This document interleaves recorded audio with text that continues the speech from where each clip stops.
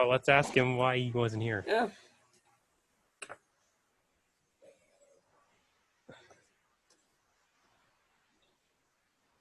Hi, sir. Hey guys. We were just wondering what happened last week. Yeah. Last week? Yeah. Last week I wasn't actually able to attend, but the professor didn't made a mention of that. Yeah, he did. We're just like wondering what was going on. Just I was actually moving to some other part, like in some other area, so that's why I wasn't able to. Oh, okay. Okay, you can continue. Hey, start off with the lesson. Yeah. Okay, so this tutorial we will be covering exercise 10.1, 2, and 3. So I'm assuming you guys have already gone through exercise 10.1, 2, and 3. So we will be going through some questions here.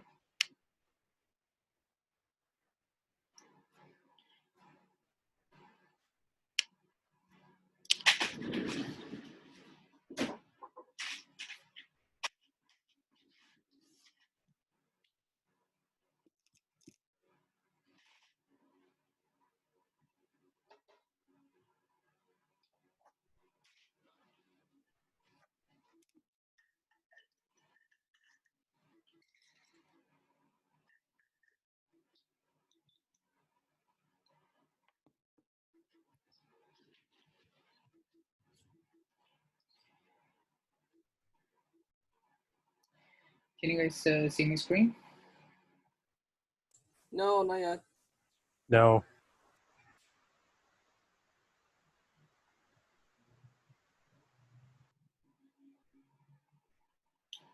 Yep.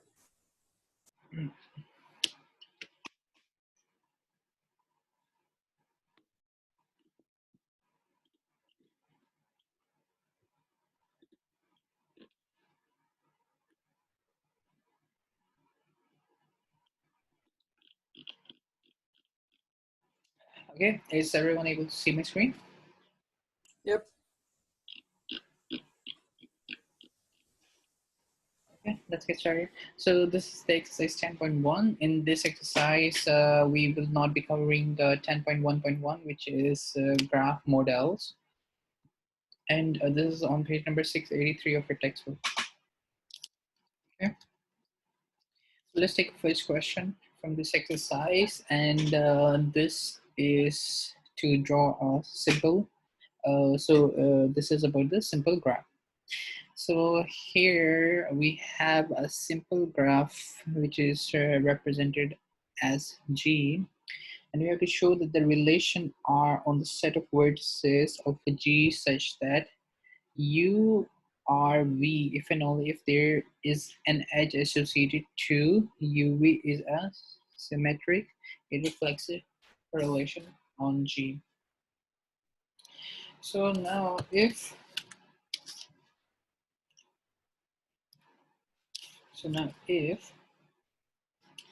U R V,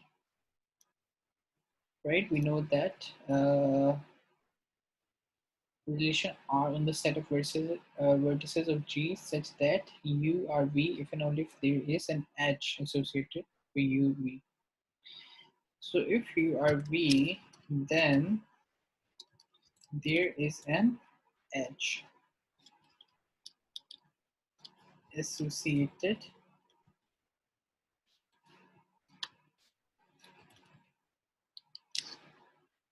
with VU, okay, since it's a symmetry.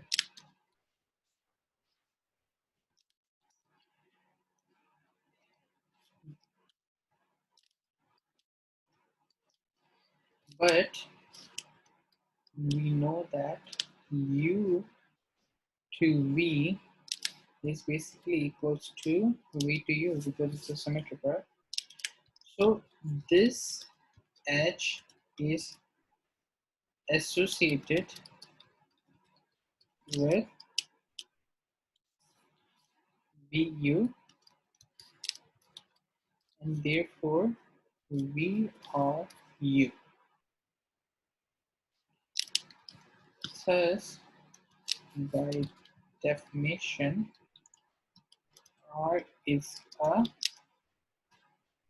symmetric relation. A simple graph doesn't allow loops. Therefore, URV never holds. And so, by definition, R is irreflexive.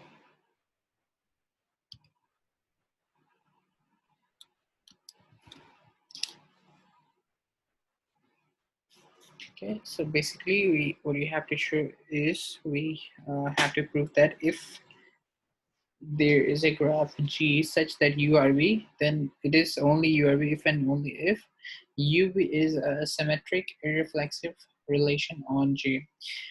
So we have this, if you didn't, so URV, it is, this relationship holds when there is an edge between, when there is an edge associated with UV.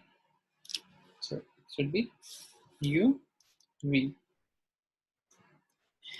But we know that UV is basically equals to VU. So this is associated with VU as well.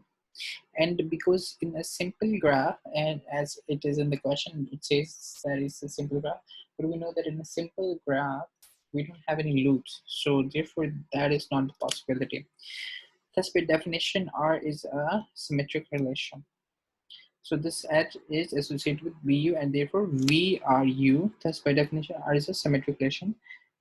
Doesn't allow loops. Therefore, URV never holds. So by definition, R is irreflexive.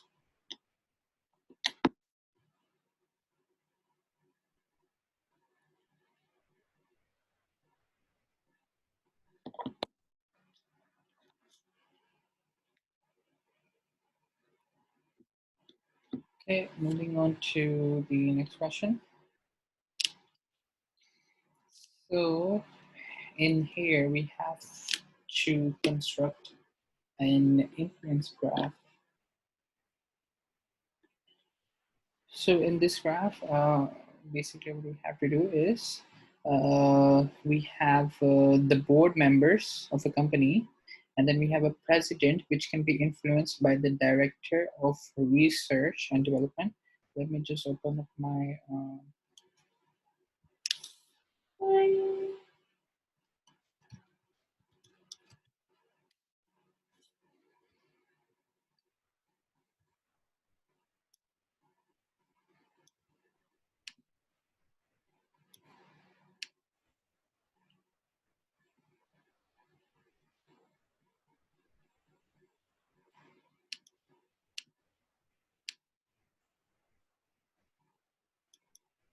okay. So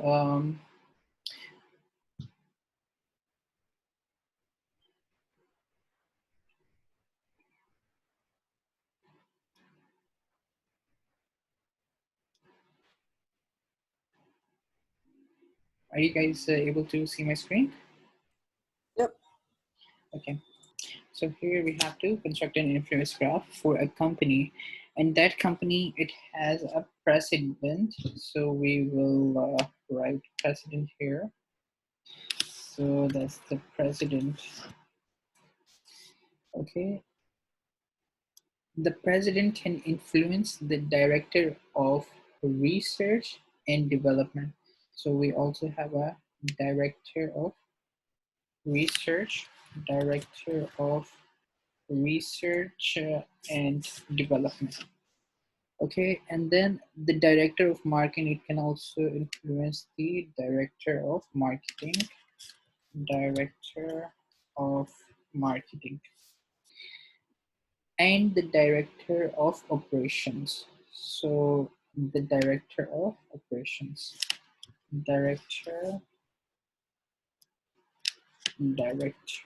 of operations. Okay, so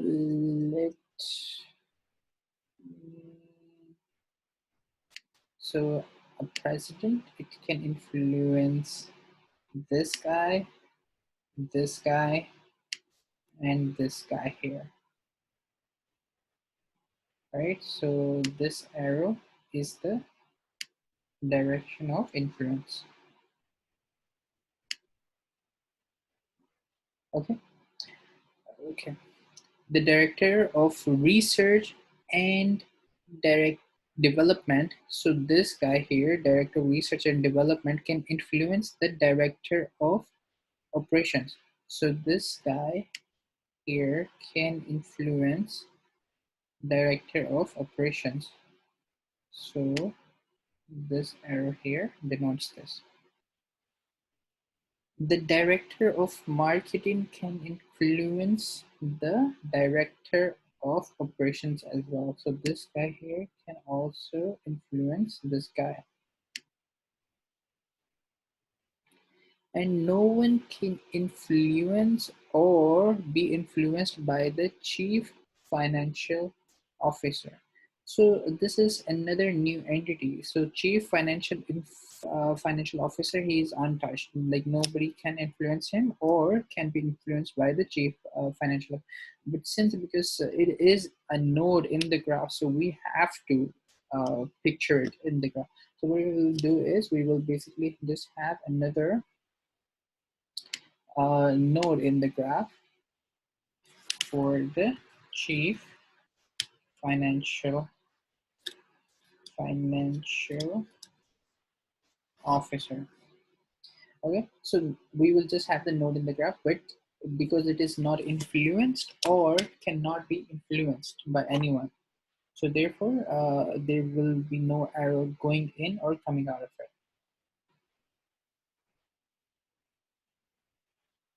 So this is going to be our graph of influence.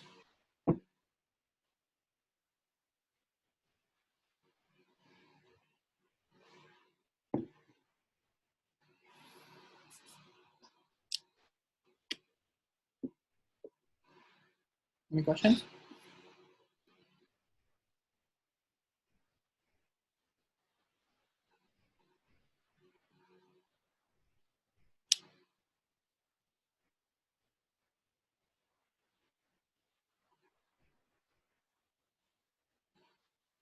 Okay, if no questions, let's move on to the next question. So this question here is question number 25. So we have explained how to telephone call graphs for call made during the month of January and calls made during the month of February can be used to determine the new telephone numbers of people who have changed their telephone numbers. Okay, so basically what we say is we find the telephone numbers in the call graph for February that are not present in the call graph for January. And we do the same for January and find the telephone numbers which are not present in the graph for February. Okay, so for each number, what we'll do is we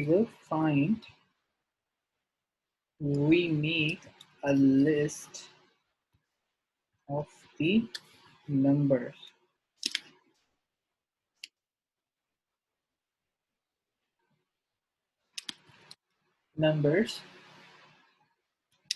They called or were called by using the edges in the call graph. we examine these lists to find new telephone numbers in February that had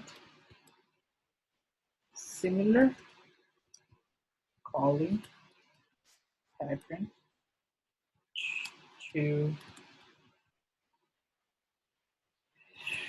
defunct telephone number in January.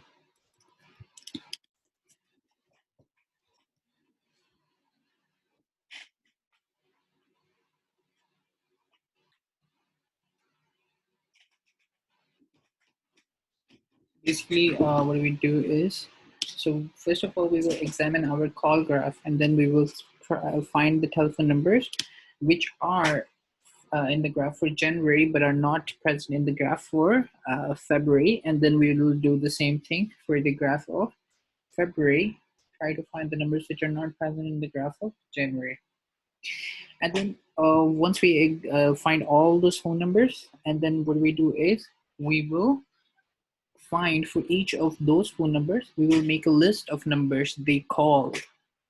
So that we can do is basically just, for example, like this. So for example, this is one number, right? They made a call to, for example, this A, B, or maybe I can. So for example, this is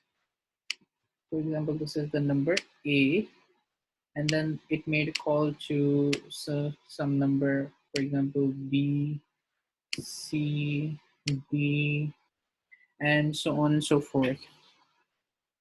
And then we examine these lists, so we get all the list of numbers that each phone number calls. So for example, and then we will examine these list of phone number in February that has similar calling patterns to defunct telephone numbers in January.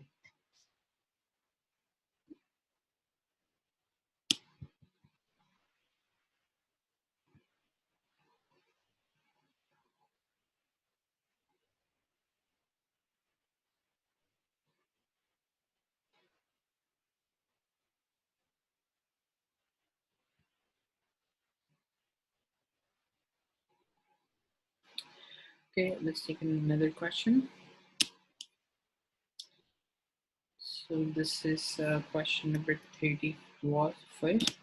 So here we have for each course at a university, there may be one or more other courses that are its prerequisites. How can a graph be used to model these courses, and which courses are prerequisites for which courses? Should edges be directed or undirected? Looking at the graph model, how can we find courses that do not have any prerequisites? And how can we find courses that are not the prerequisites for any other courses?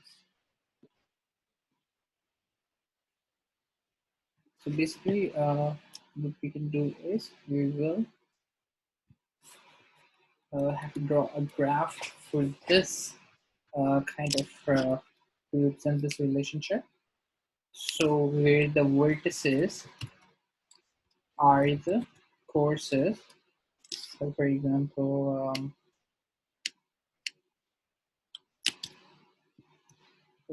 here, this may be course C, this may be course A, this may be course B, D, and so on and so forth. So vertices are the courses, and edges are directed. So for example, if this is a course, right? If this is a course A, but the prerequisite for course A is course B, so there will be an edge from A to B telling that B is a prerequisite for course A with the direction and the edge. So edges are directed.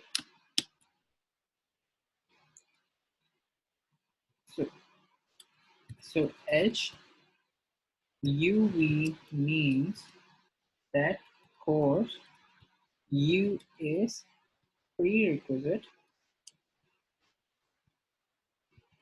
for course V. So courses, there may be courses, for example, this course D, which doesn't have any prerequisite. For example, it may be just an introductory course. So this type of course, it won't have any indirect edge. So there won't be any edge coming to it, because this course, I can take this course without any previous courses knowledge. So course without prerequisites are vertices with in degree 0.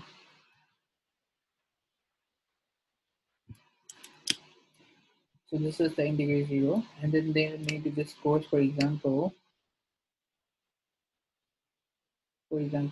which is a prerequisite for all the courses. So for this kind of a course, there won't be any outgoing edge. So there won't be any outgoing edge. So courses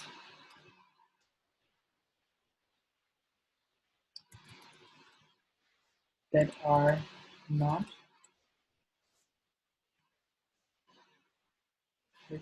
for any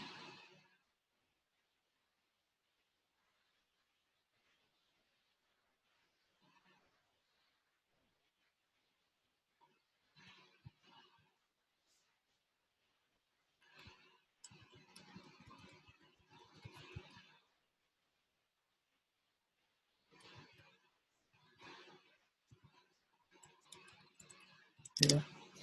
Okay, so using a directed graph, we can basically represent the relationship of a course and the other course with a prerequisite and without a prerequisite. And here is the details of how can we represent such a relationship.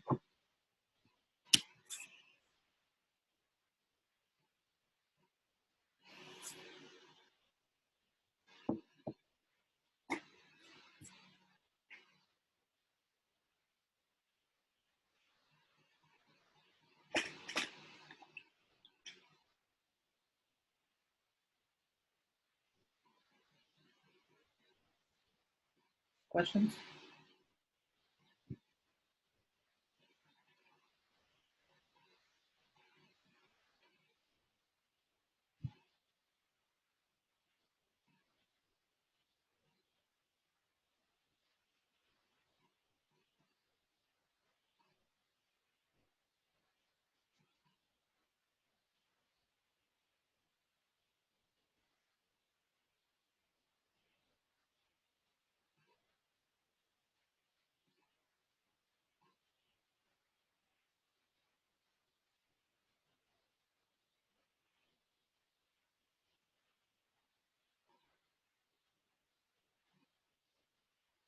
So if no questions, let's move on to the next exercise. So this is going to be the exercise 10.2. And in this exercise, we won't be covering 2.5, 2.6, and 2.7.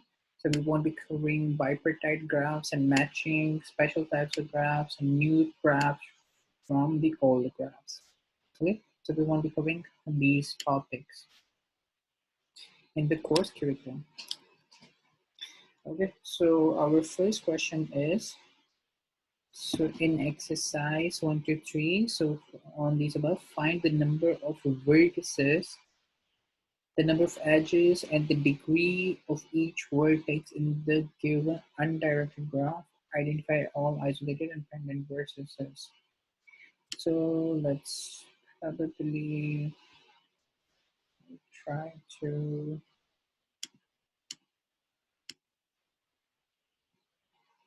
okay. So let's to question number 1. So,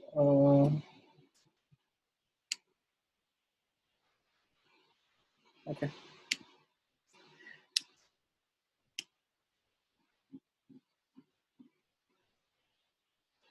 Okay, so in the question number 1, so we have to first define how many vertices are there. So vertices, so as we can see, there are 6 vertices in this graph if we count all the nodes. And then if we count the edges, say we have 1, 2, 3, 4, 5, 6 edges in here. And then we have to find the degree of each vertex. So degree, let me just put it on the underline, degree of A, degree of A equals to 2 degree of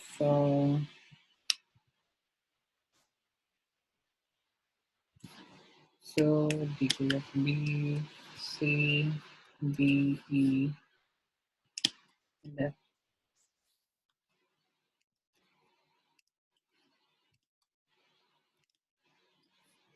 Okay, so degree of B 1, 2, 3, 4. So degree of B is 4. Degree of C is only 1. Degree of D here, the degree of D here is 0. It doesn't have any edges. Degree of E is 2, and degree of F is 3 here.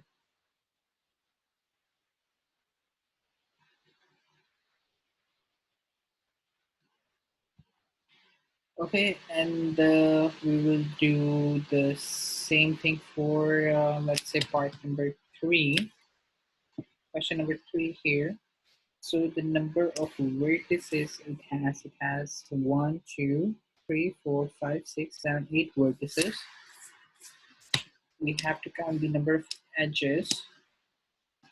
The number of edges is gonna be, it's gonna be 1, 2, 3, 4, 5, 6, 7, 8, 9, 10, 11, and we have another 12.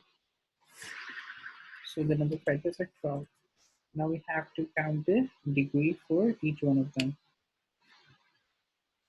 So degree 1, 2, 3, 4, 5, 6, 7, 8. So degree of A, B, C, D, E, F, G, and H. So degree of A, so we see 1, 2, 3, it has 3 edges. Degree of B, we see it has 1 and 2 edges. Degree of C, it has, so it has degree of C, it's 1, 2, 3, 4 edges. Degree of D, it doesn't have any edge, so 0. Degree of E, it has 1, 2, 3, 4, 5, 6 edges. Degree of F, so oh, we actually have one more here. We didn't account it for that. So the vertices will be 9. The degree of F is 0. It doesn't have anything at all. G, degree of G, it is 1, 2, 3, 4. Degree of H, 1, 2. And then we have another one. We didn't count it. Degree of I. Degree of I is 1, 2, 3. Okay, so these are the degrees.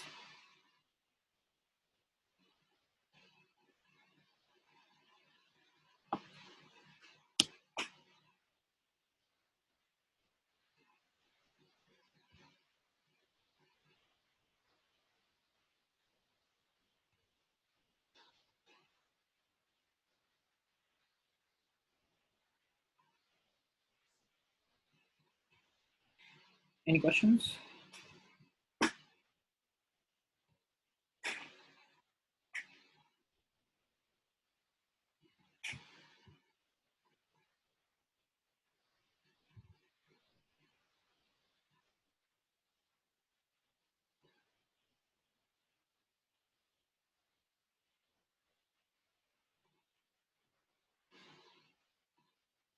Okay, if no question, let's move on to the next question. So here we have to determine the number of vertices and edges and find the in degree and out degree for each vertex for the given directed multi-graph. So we have done this for the undirected graph. Now we have to do this for the directed graph. So let's take question number 7 here. For question number 7, we have to find the vertices. We have 1, 2, 3, 4 vertices. Edges, we have, so here we have 1, 2, 3, 4, 5, 6, 7. Doesn't matter whether they're directed or not. Now we have to determine the degree of A,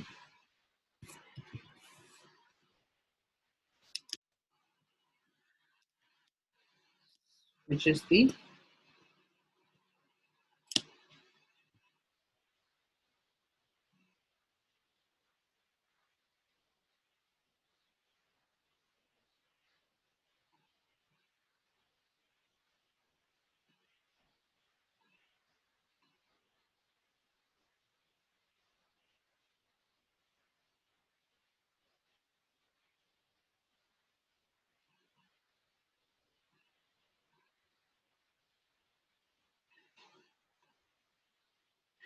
so we have a degree of A which is incoming edge. Then we have degree of A which will be outgoing. So negative represented. So doing the same thing for B, C, and D. So this will be B, C, and this will be D. Okay, so here for B, the number of outgoing edges is basically represented by D. So let me just write it down. Outgoing degree. So first represent outgoing, okay? So there's only, we can see that there is only one edge from A which is going out of A and it's coming back to A as well. So it will be 1. Now A negative, it is the incoming edges. So incoming, we see that there is 1, 2, and 3 edges coming inside of it. Same thing for B, outgoing edges 1, 2, 3, and incoming edge is 0. For C, outgoing, so we have 1 which is outgoing, and we have 2 which is incoming. For B, we have 1, 2, 3 outgoing, we have 1 which is incoming.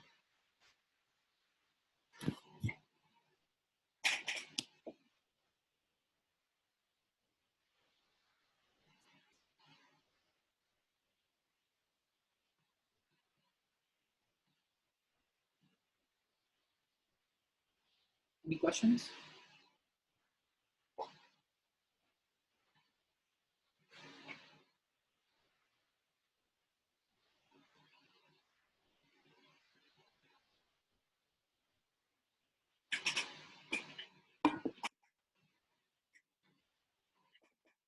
Okay, let's take a question number 9.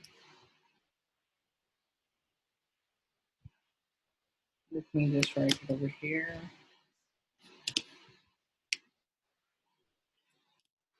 So we have question number 9. So we will find the first of all the number of vertices. 1, 2, 3, 4, 5 vertices.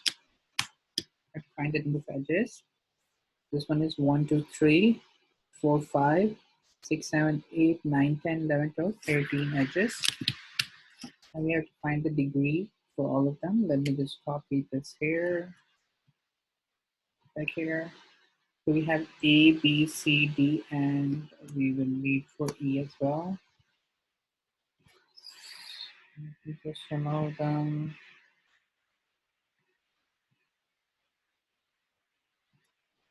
Okay, so degree for A is the outgoing edges. So we see that there is one outgoing edge from A. Incoming edges to A, we have 1, 2, 3, 4, 5, 6 edges coming in A. For B outgoing, we have 1, 2, 3, 4 outgoing. Incoming edges, we have, oh sorry, 1, 2, 3, 4, we have 5 for B. And then we have 1 incoming edge. Outgoing for C, 1, 2, 3, 4, 5 outgoing. Incoming for C, 1, 2 only. For D outgoing, 1, 2, 2 outgoing. Incoming, 1, 2, 3, 4 incoming. For E, E is an isolated node. So what do we do? Isolated node or vertex. So E for incoming is 0 and outgoing is also 0.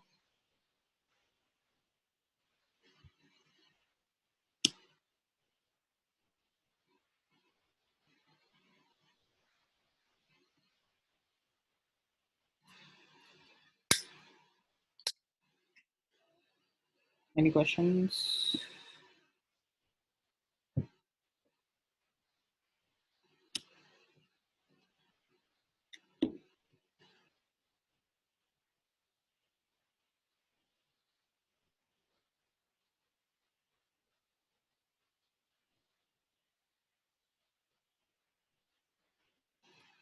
Is that clear, guys?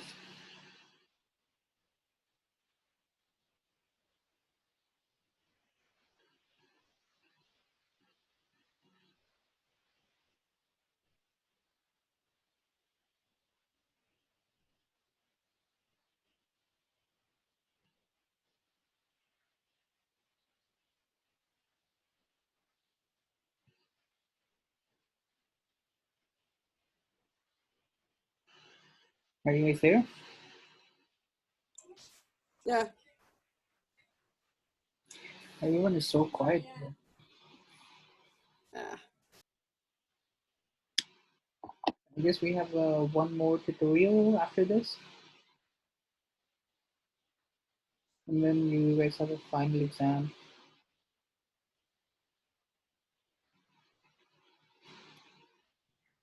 I think this one is our 11th tutorial, and apparently we're supposed to have 12, right? I'm sorry? I think this one is our 11th. 11? Yeah, for this exam, I'm not really sure about the date.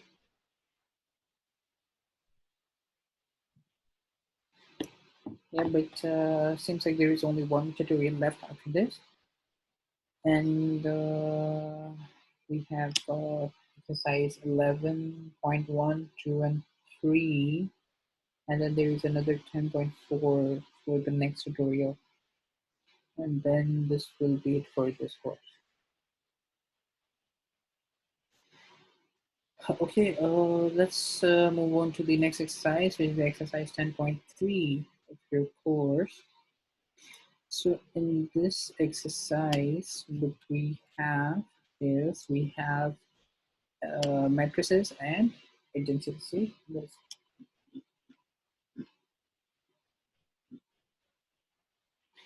So we have in exercise 1 to 4, use an agency list to represent the given graph.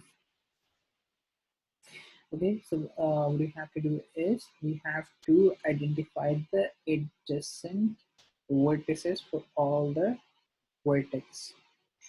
So maybe I can do it over here. Okay, so let's do it here. So let's take question number 1. So we will have here we will have oops, here, vertex, and then we have adjacent, adjacent, vertices. Okay, and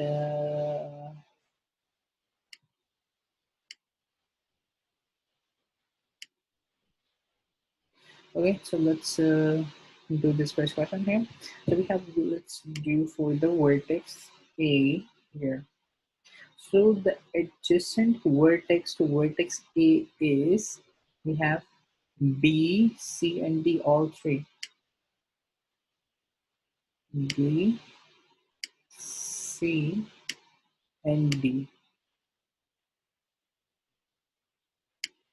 Vertex B. For vertex B, we have A, and then we have vertex B. Vertex C is not an adjacent vertex for vertex B. A and D. For C, we have vertex A and D.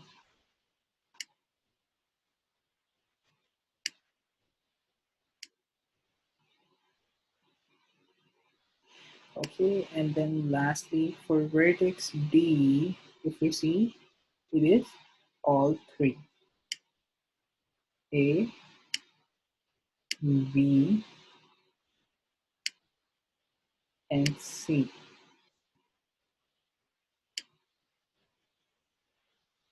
Okay.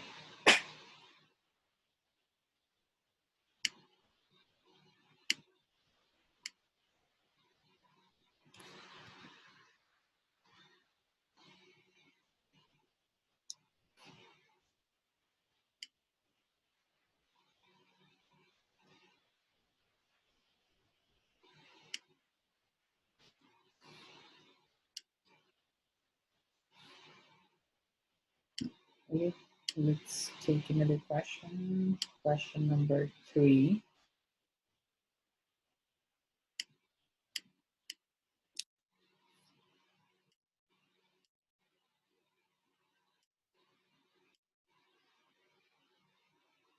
So now this is a directed graph.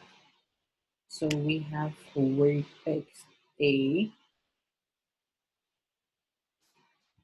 Now for the adjacent verses, so we have A itself because there's an edge here too. So we have to consider A itself too. A, then we have B, C, and then we have D. B, C, and then we have D as well. For vertex B, so for vertex B, we have an outgoing edge only to D. Therefore, its adjacent vertex for the terminal vertex is vertex D.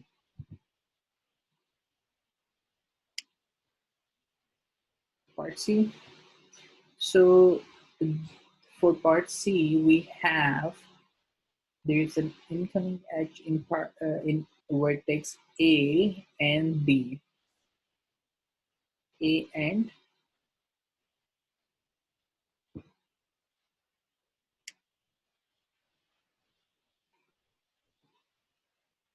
so there is an incoming edge from vertex A. There is another from B.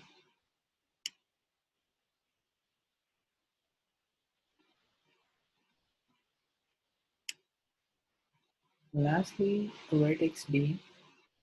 So because here there is a loop here on this vertex, so we have to consider this vertex D itself. We have a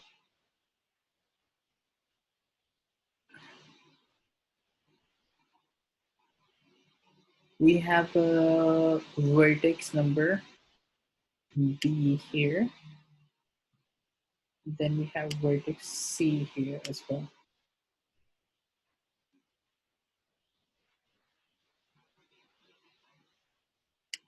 And this is gonna be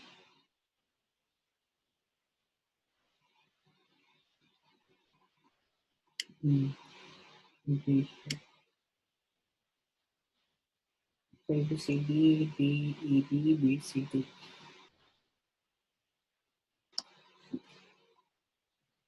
So you only take the vertices that come from the vertex, right? So for example, I take vertex D, right? And I am seeing from D, where does it have the outgoing edges to? The outgoing ones. Outgoing, yeah. So the arrow out, where it comes to. So adjacent vertices, those are the adjacent vertices or the terminal vertices for that vertex. Okay.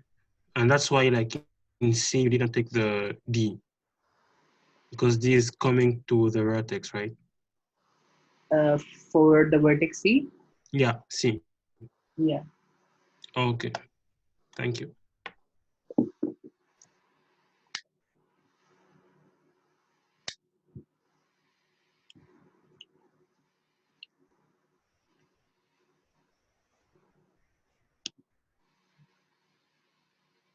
Any other questions?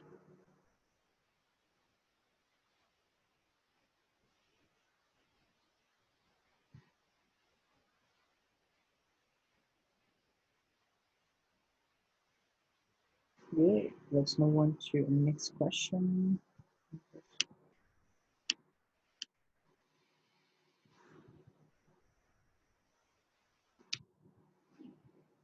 Okay, so here we have this exercise 3 graph of list, adjacency list, and then we have to represent this list in terms of adjacency matrix.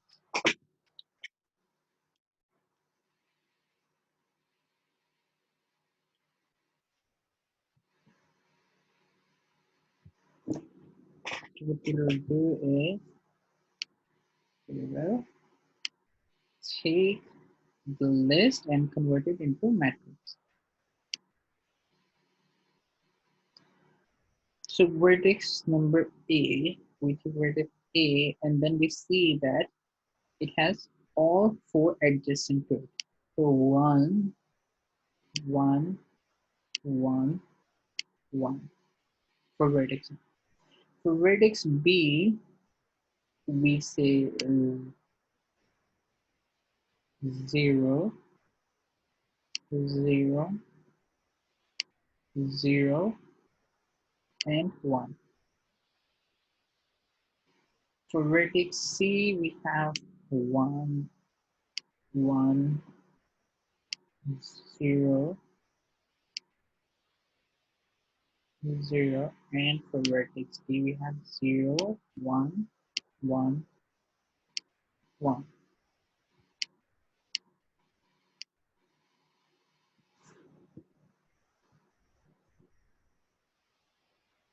Okay, questions?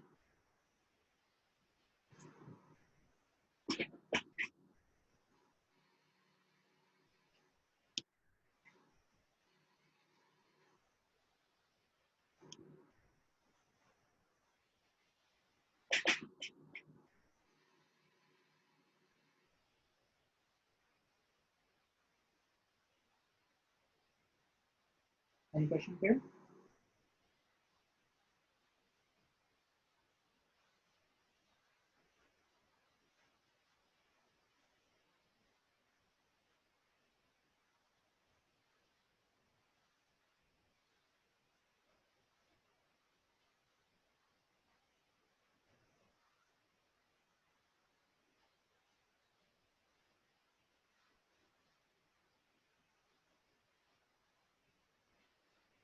Okay, if no question, let's move on to the next question.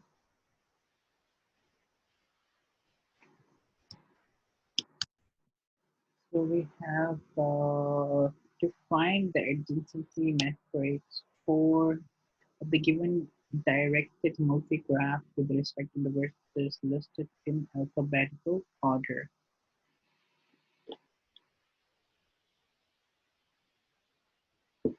Okay, so here So question number 19.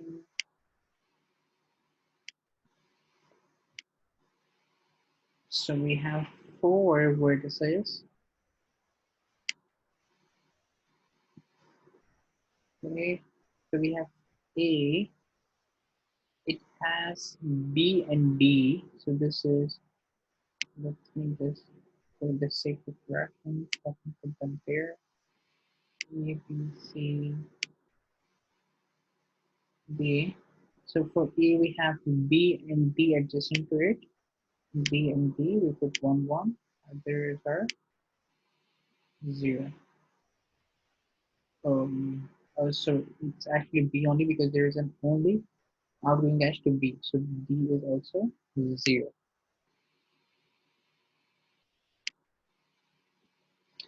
For B, we have B itself. B itself. We have an outgoing dash to C.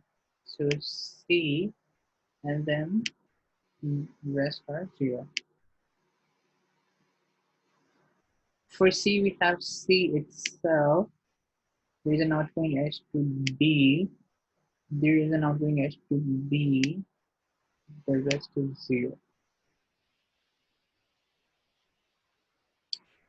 For D, we have an outgoing edge to A only. The rest are 0.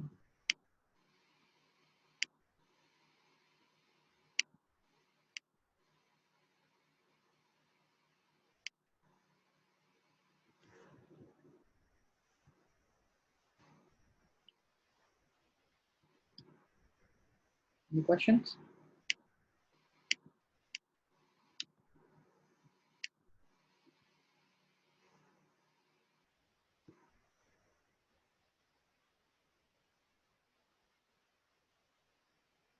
Let's do the last one.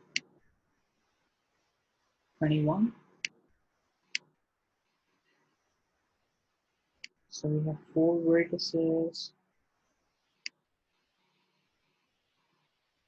So we have A, B, C, and D. Okay, so there is an incoming edge from A. There is an outgoing edge to B. And then there is 2 edges out to C. So therefore it's 2. And then there is 1 outgoing edge to B.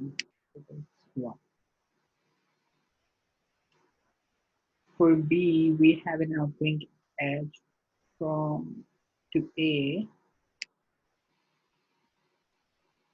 Uh, for C, we don't have anything. For B itself, we don't have anything. For D, we have 2 outgoing edge to B. So we put 2 here. The rest are 0.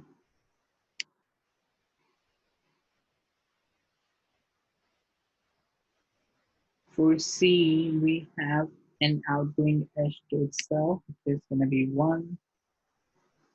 We have an outgoing edge to A, which is going to be 1. For B, there is nothing. For D, there is an outgoing edge, which is going to be 1. The rest are 0.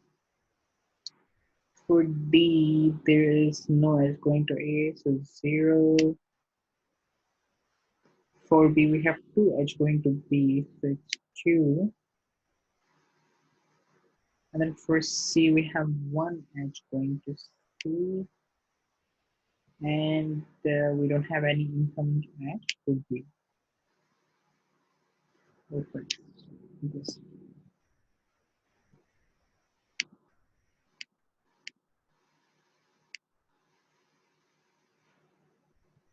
Any questions?